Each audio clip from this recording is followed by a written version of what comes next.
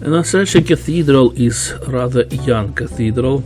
It's located near the metro station Zhytomyrska, and it was erected in 1999, in 1911.